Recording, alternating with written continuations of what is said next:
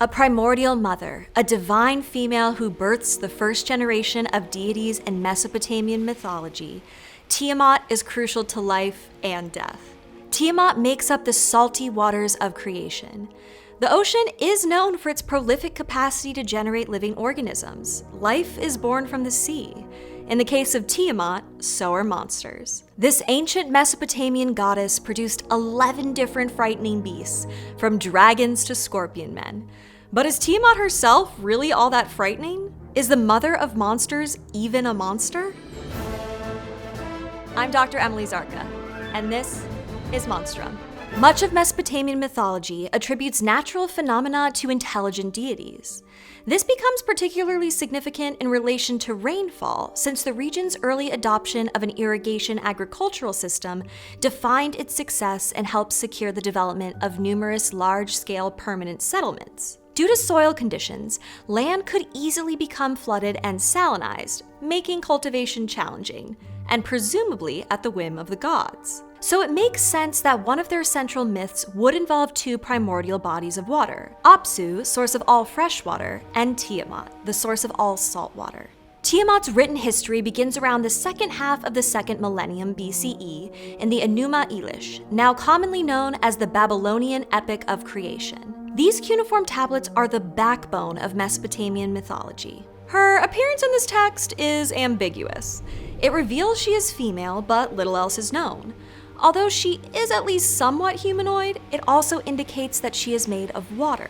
This story gets a bit confusing, so I have this family tree to help us out. The language in the text suggests that the primordial deities mingling involved biological reproduction, with Apsu as begetter and father of all, and Tiamat as the mother who births all from her womb. All of the original gods in the Mesopotamian pantheon are produced by these two. As their progeny in turn procreate, each god becomes more powerful than the next.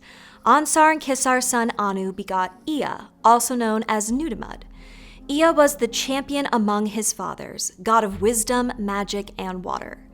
Known for his trickery and mischief, he and the other gods amused themselves by making a racket within Tiamat's belly where they lived. One day, Ea overhears Apsu, who we might consider his great-grandfather, complaining to Tiamat about their children and suggesting that they be killed. Horrified and angered, Tiamat refuses, suggesting they take more lenient disciplinary action, which Apsu ignores. Ea slaughters Apsu and uses his body to create a new dwelling place, which is named Apsu, which is morbid AF.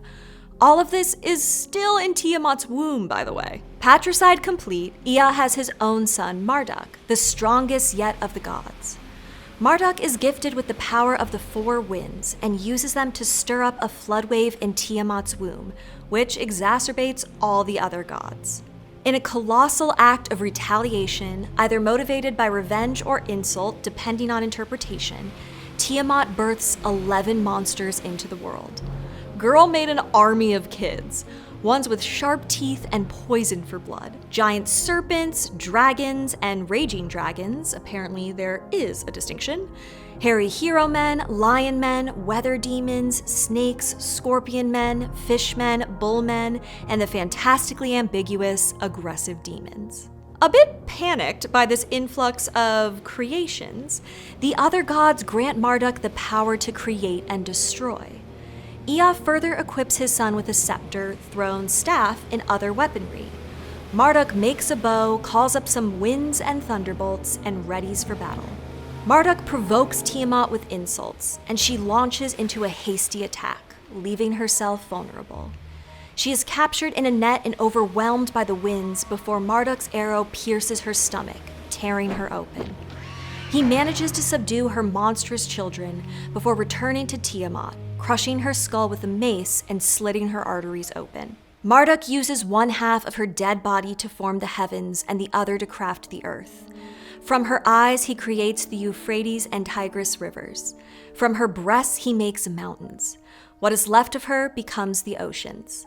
He traps Tiamat's monstrous offspring at his feet and forms images of them to place at the entrance of the dwelling Apsu, to remind the world of their existence.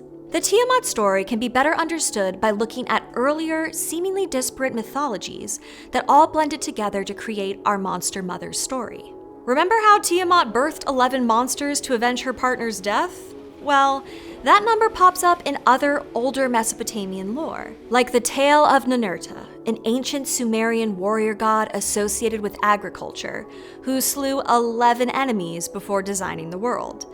And 2 Sumerian texts from the late 3rd millennium BCE contain a list of monster kin eerily similar to those attributed to Tiamat. And how many were there? 11. Then there are monstrous deities associated with the tumultuous sea, such as the Canaanite Yam. Gendered masculine, he is described as both a serpent and a dragon with 7 heads, depending on the source, able to wield chaotic power. Like Tiamat, Yam is defeated by a heroic young god, Baal.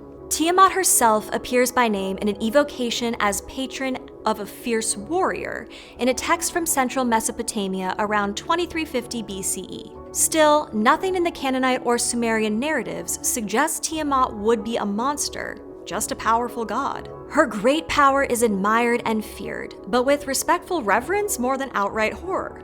A potentially monstrous god rather than strictly a monster. But what would make something a monster by Sumerian or Akkadian standards? Well, there was no singular word to categorize fearsome creatures, but their monstrosity was marked in images and texts by a combination of predatory animal features, like teeth, wings, and claws. Visual traits that would be grafted onto Tiamat in the Middle Bronze Age and First Millennium. Marduk was once only a local god, said to preside over the city of Babylon. His mythical status grew along with the rise of Hammurabi, the 6th king of Babylon. To help solidify his control over the people of the dynasty and eventual rule over almost all the peoples of Mesopotamia, the king used the Code of Hammurabi, a legal text which basically boils down to the laws of retribution. Marduk's defeat of Tiamat came to represent the installment of the real-life Babylonian king onto the throne as the victor over so-called chaos. Marduk, or Bel as he came to be known as the new national god, provided a mythological representation of good over evil, law over lawlessness, a fitting metaphor for King Hammurabi's right to rule. The myth of Tiamat and Marduk's great battle received a ritual portrayal every year at a spring agricultural festival called Akitu. In the Neo-Babylonian period, this would become a New Year celebration that lasted into the Hellenistic period. After that, Tiamat's story was largely lost to time.